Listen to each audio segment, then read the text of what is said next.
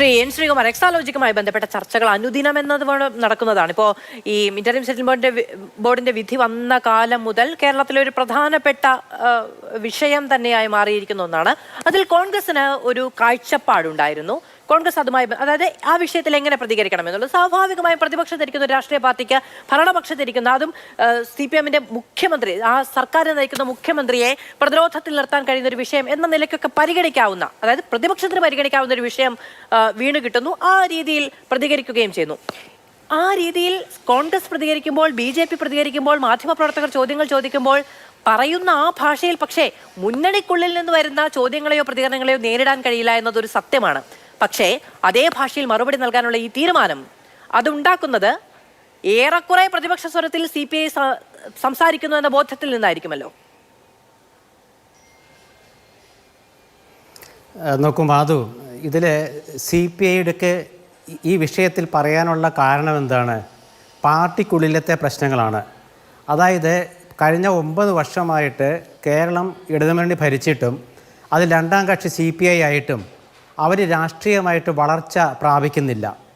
ഈ ഒരു അവസ്ഥയിൽ മുഖ്യമന്ത്രിയുടെ മകൾക്കെതിരായ ഒരു കേസ് വരുമ്പോൾ അതിൽ രാഷ്ട്രീയമായ നിലപാട് എന്തുകൊണ്ട് CPI എടുക്കുന്നില്ല എന്നൊരു ചോദ്യം ഉണ്ടായിരുന്നു. ആ ചോദ്യത്തിനുള്ള ഉത്തരമാണ് ശ്രീ ബിനോയ് വിശ്വം പറഞ്ഞത്. അതിന് ഒരു 4 ദിവസം മുമ്പ് അദ്ദേഹം തൃശ്ശൂരിലൊരു പൊതുസമ്മേളനത്തിന് ശേഷം അദ്ദേഹം പറഞ്ഞത് നേരെ പിണറായി വിജയൻ അനുകൂലമായ സ്റ്റേറ്റ്മെൻ്റ് ആയിരുന്നു. ആ സ്റ്റേറ്റ്മെൻറ്റ് എൻ്റെ മഷി ഉണങ്ങുന്നതിന് മുമ്പ് അദ്ദേഹം ഇങ്ങനെ മാറ്റി പറഞ്ഞത് സ്റ്റേറ്റ് എക്സിക്യൂട്ടീവിന് ശേഷമാണ്. അപ്പോൾ അതിനിടയ്ക്ക് KE ഇസ്മയിലിനെതിരെ ഉള്ള ഒരു ആക്ഷേപമൊക്കെ പാർട്ടി ചർച്ച ചെയ്ത കാര്യമാണ്. CPI എന്തുകൊണ്ടാണ് ഇങ്ങനെ മുഖ്യമന്ത്രിയെ പിന്തുണയ്ക്കുന്നതിന് പകരം മുഖ്യമന്ത്രിയുടെ കുടുംബത്തെ പിന്തുണയ്ക്കണം എന്ന CPM-ൻ്റെ നിലപാടിനൊപ്പം പോകുന്നത് എന്ന് ആരെങ്കിലും ആ സ്റ്റേറ്റ് കമ്മിറ്റി ചോദിച്ചാണ്. നമ്മൾ ആ സ്റ്റേറ്റ് കമ്മിറ്റി പങ്കെടുക്കാത്തതുകൊണ്ട് നമുക്കൊക്കെ ഇത് ഊഹിച്ചെടുക്കാനേ പറ്റുള്ളൂ. അതുകൊണ്ടാണ് ബിനോയ് വിശ്വം പറഞ്ഞത് ഈ കാര്യത്തിൽ. പക്ഷേ ഇതിൽ പ്രശ്നം എന്താണെന്ന് വെച്ചാൽ, ഞാൻ ശ്രീ റെജി ലൂക്കോസ് പറഞ്ഞ ഒരു കാര്യത്തോടെ യോജിക്കാതിരിക്കാൻ നിവർത്തിയില്ല. മുന്നണി രാഷ്ട്രീയത്തിൽ സാധാരണ രീതിയിൽ സഭാ നേതാവായ മുഖ്യമന്ത്രിക്കെതിരെ രണ്ടാമത്തെ കക്ഷിയായ പ്രബല കക്ഷിയുടെ സെക്രട്ടറിയോ അല്ലെ പ്രസിഡൻറ്റോ ഒരു കാര്യം പറയുമ്പോൾ അത് പരസ്യമായി പറയുന്നതിന് മുമ്പ് നേരിട്ട് ചെന്ന് അദ്ദേഹത്തോട് പറയണമായിരുന്നു. അപ്പോൾ മുഖ്യമന്ത്രി ഒരു കൂടിക്കാഴ്ച നടത്തിയിട്ട് നിങ്ങളുടെ ഈ നടപടി ശരിയല്ല, അല്ലെ ഗോവിന്ദ മാഷെ കണ്ട് നിങ്ങളുടെ ഈ നടപടി ശരിയല്ല എന്ന് ആദ്യം പാർട്ടി പറയണമായിരുന്നു. അത് പറയാൻ ഇവർക്കൊരു അവസരം കിട്ടിയിട്ടുണ്ടാവില്ല, അത് CPM കൊടുത്തിട്ടുണ്ടാവില്ല, അതാണ് സത്യം. അപ്പോൾ അങ്ങനെ കൊടുക്കാത്തൊരവസ്ഥയിൽ പാർട്ടിയുടെ നേതാക്കളെ തൃപ്തിപ്പെടുത്താനും പാർട്ടിയുടെ പ്രവർത്തകർക്ക് ഒരാവേശം പകരാനും പരസ്യ പ്രസ്താവന അല്ലാതെ വേറെ നിവർത്തിയില്ല. പക്ഷേ ശ്രീകുമാർ, അത് യഥാർത്ഥത്തിൽ അത്ര വലിയ വിമർശനമാണോ എന്ന് എനിക്ക് മനസ്സിലാവുന്നില്ല. കാരണം മുഖ്യമന്ത്രിക്ക് പിന്തുണ നൽകും, പ്രതിരോധിക്കും എന്നുള്ളത് വ്യക്തമാക്കുന്നുണ്ട് അല്ലെ?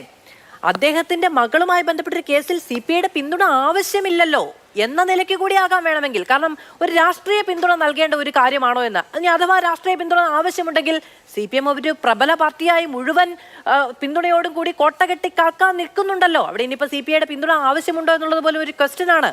അപ്പോൾ ആ നില, പക്ഷേ അങ്ങനെ ഒരു പരാമർശം പോലും അംഗീകരിക്കപ്പെടുന്നില്ല എന്നുള്ളതാണ്. അല്ലല്ല, അതായത് ശ്രീ പിണറായി വിജയൻ ഒരു പത്രസമ്മേളനം നടത്തിയിട്ട് കാര്യങ്ങൾ പറഞ്ഞല്ലോ. അതായത് ആദ്യം അദ്ദേഹം പറഞ്ഞ കാര്യം അപ്പോൾ ഇവിടെ വിശദീകരിച്ചു കഴിഞ്ഞു. അപ്പോൾ മുഖ്യമന്ത്രിയെ ഇവർ ലക്ഷ്യം വെക്കുന്നു എന്നൊരു ഒരു പ്രസ്താവന പാർട്ടിയും അദ്ദേഹം നടത്തിയിട്ടുണ്ട്. അപ്പോൾ അങ്ങനെ നടത്തുമ്പോൾ ആ പ്രസ്താവന, ആ ലക്ഷ്യം വെക്കുന്നത് ആര് വഴിക്കാണ്? മകൾ വഴിക്കാണ്. അപ്പോൾ മുഖ്യമന്ത്രിയുടെ കുടുംബത്തെ സംരക്ഷിക്കുക എന്നുള്ളത് CPM-ൻ്റെ നയമായിട്ട് അവർ എടുത്തു കഴിഞ്ഞു. അങ്ങനെ എടുത്തൊരു നയത്തെ മറ്റൊരു ഘടകകക്ഷിയായ CPI എതിർക്കുന്നത് CPM-ന് വിഷമം ഉണ്ടാക്കും. ഞാൻ പറഞ്ഞു വന്നത് അതുകൊണ്ടാണ്. അപ്പോൾ അങ്ങനെ ഒരു മറുപടി CPIയുടെ സംസ്ഥാന സെക്രട്ടറി ഒരു പ്രതികരണം നടത്തുമ്പോൾ അതിന് മറുപടി കൊടുക്കേണ്ട കാര്യം ഒരു മന്ത്രിയായ ശിവൻകുട്ടിക്കില്ല. കാരണം അതിന് മറുപടി കൊടുക്കേണ്ടത് ഒന്നുകിൽ മുഖ്യമന്ത്രിയോ അല്ലെങ്കിൽ പാർട്ടി സെക്രട്ടറി ഗോവിന്ദ മാഷോ ആണ്. അപ്പോൾ ശിവൻകുട്ടിയെ കൊണ്ട് പറയിപ്പിച്ചത് ആരായിരിക്കാം? ഒരു സാധാരണ നിരീക്ഷണത്തിൽ അത് മുഖ്യമന്ത്രി ആയിരിക്കും. കാരണം മുഖ്യമന്ത്രിക്ക് നമ്മുടെ മുഹമ്മദ് റിയാസ് കഴിഞ്ഞാൽ എനിക്ക് തോന്നുന്ന മന്ത്രിസഭയിൽ ഏറ്റവും പ്രിയപ്പെട്ട ആൾ ശിവൻകുട്ടിയാണ്. അപ്പോൾ ശിവൻകുട്ടിയോട് മാത്രമേ ഇങ്ങനൊരു വിഷയം അദ്ദേഹത്തിന് പറയാൻ കഴിയുള്ളൂ. അപ്പോൾ ശിവൻകുട്ടി അതുകൊണ്ടാണ് പറഞ്ഞത്, എന്താണ് പ്രതിപക്ഷ നേതാവാകണ്ടെന്നാണ് ബിനോയ് വിശ്വത്തോടെ പറഞ്ഞത്. കേരളത്തിൻ്റെ ചരിത്രത്തിൽ എൻ്റെ അറിവിൽ CPIയുടെ സംസ്ഥാന സെക്രട്ടറിയെ ഒരു ഇടതുമുന്നണി മന്ത്രിസഭയിലെ ഒരു മന്ത്രി പ്രതിപക്ഷ നേതാവാകണ്ട എന്ന് ആക്ഷേപിക്കുന്നത് ആദ്യമായിട്ടാണ്. ഇനി അതിന് രസകരം അതല്ല, അതിന് മറുപടി പറയണ്ടേ CPI? ബിനോയ് വിശ്വം മറുപടി പറയാൻ പാടില്ല. ശിവൻകുട്ടിക്ക് മറുപടി പറയേണ്ടത് ആ പാർട്ടിയിലെ മറ്റൊരു നേതാവായിരുന്നു. എന്താണ് CPI-ക്കാരും മിണ്ടാതിരുന്നത്? എന്താണ് AIYF പ്രസ്താവന നടത്താതിരുന്നത്? എന്താണ് ഏതെങ്കിലും CPI നേതാവ് ശിവൻകുട്ടിക്കെതിരെ ആഞ്ഞടിക്കാതിരുന്നത്? അപ്പോൾ അതിൻ്റെ അർത്ഥം എന്താണെന്ന് വെച്ചാൽ അവർക്ക് പറയാനുള്ളത് പറയുകയും വേണം, എന്നാൽ ഭയമൊട്ടും മാറുന്നുമില്ല. ഈ ഒരു അവസ്ഥയിൽ നമ്മൾ ഒന്ന് രണ്ട് കാര്യങ്ങൾ കാണണം. കാരണം CPI-യുടെ എക്കാലത്തെയും പ്രമുഖ നേതാവ് അച്യുതമേനോനാണ്. ഈ അച്യുതമേനോനെ CPM അംഗീകരിക്കുന്നില്ല. കഴിഞ്ഞ ആഴ്ച തൃശ്ശൂരിൽ CPI അവരുടെ ഒരു വാർഷികവുമായി ബന്ധപ്പെട്ട് സമ്മേളനം നടത്തിയപ്പോഴേ അച്യുതമേനോൻ്റെ ഒപ്പം EMSൻ്റെ ചിത്രം വെച്ചു. എന്നിട്ട് ബിനോയ് വിശ്വം പറഞ്ഞത് 57-ലത്തെ EMSനെ ഞങ്ങൾ അംഗീകരിക്കുന്നു എന്നാണ്. ഇതൊരു നല്ല മറുപടിയാണ്. കാരണം അച്യുതമേനോനെ ഇന്നേ വരെ കേരളത്തിലെ ഒരു സ്മാരകം പണിയാൻ CPM മന്ത്രിസഭ തയ്യാറായിട്ടില്ല. സ്വന്തം പൈസ എടുത്ത് സ്വന്തം പണമെടുത്തിട്ടാണ് തിരുവനന്തപുരത്ത് അച്യുതമേനോൻ്റെ പ്രതിമ കഴിഞ്ഞ വർഷം സ്ഥാപിച്ചത്. ഇനി അതൊക്കെ പോട്ടെ, ഭൂപരിഷ്കരണ നിയമത്തിൻ്റെ 50-ാം വാർഷികം 1-ാം പിണറായി ഗവൺമെൻറ് ആഘോഷിച്ചു. അച്യുതമേനോൻ്റെ പേരേ പറഞ്ഞില്ല.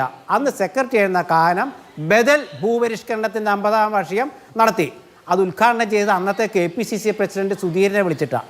അപ്പോൾ ഇതൊക്കെ കാലാകാലങ്ങളിൽ CPI ഇങ്ങനെ ചെയ്യുന്നുണ്ടെങ്കിലും ഈ അടുത്ത കാലത്തായിട്ട് CPI തീരെ അവഗണിക്കപ്പെടുകയാണ്. അതായത് LDFൻ്റെ യോഗം ചേരുന്നില്ല.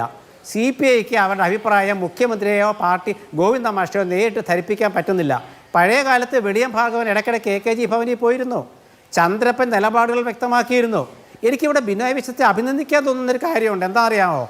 അദ്ദേഹത്തിന് ഒരു വീഴ്ച സംഭവിച്ചു. എന്താ? മുഖ്യമന്ത്രിയെ രാഷ്ട്രീയമായി സംരക്ഷിക്കും എന്നൊരു തീരുമാനം പാർട്ടിയോട് ആലോചിക്കാതെ എടുത്തു. പക്ഷേ പാർട്ടി യോഗം ചേർന്ന് അത് തെറ്റാണ് എന്ന് ബോധ്യം വന്നപ്പോൾ പരസ്യമായി പ്രതികരിക്കുകയും ചെയ്തു. അങ്ങനെ പ്രതികരിച്ചപ്പോൾ ആ പാർട്ടിക്കുണ്ടായ ഗുണം എന്താണെന്ന് വെച്ചാൽ അത് ചർച്ചയായി. ഈ ചർച്ചയാണ് CPI ഉദ്ദേശിക്കുന്നത്. കാരണം എന്താണെന്ന് വെച്ചാൽ CPIന്റെ കീഴേ കിടക്കുന്ന ഒരു പാർട്ടിയാണെന്നൊരു തോന്നൽ മാറ്റിയെടുക്കേണ്ടതുണ്ട്. അതിന് CPM വില കൊടുത്തില്ല, ഗൗരവത്തിലെടുത്തില്ല. അതുകൊണ്ടാണ് മുന്നോട്ട് പോകേണ്ടതില്ല തുടങ്ങിയ കാര്യങ്ങളിൽ കഴിഞ്ഞ നേതൃയോഗങ്ങളിലൊക്കെ വലിയ തോതിലുള്ള അഭിപ്രായ പ്രകടനങ്ങൾ CPI അംഗങ്ങളിൽ നിന്നും നേതാക്കളിൽ നിന്നുമൊക്കെ ഉയർന്നു വന്നൊരു സാഹചര്യം കൂടി ഉണ്ട് എന്നുള്ളതാണ് അദ്ദേഹം ചൂണ്ടിക്കാണിക്കുന്നത്.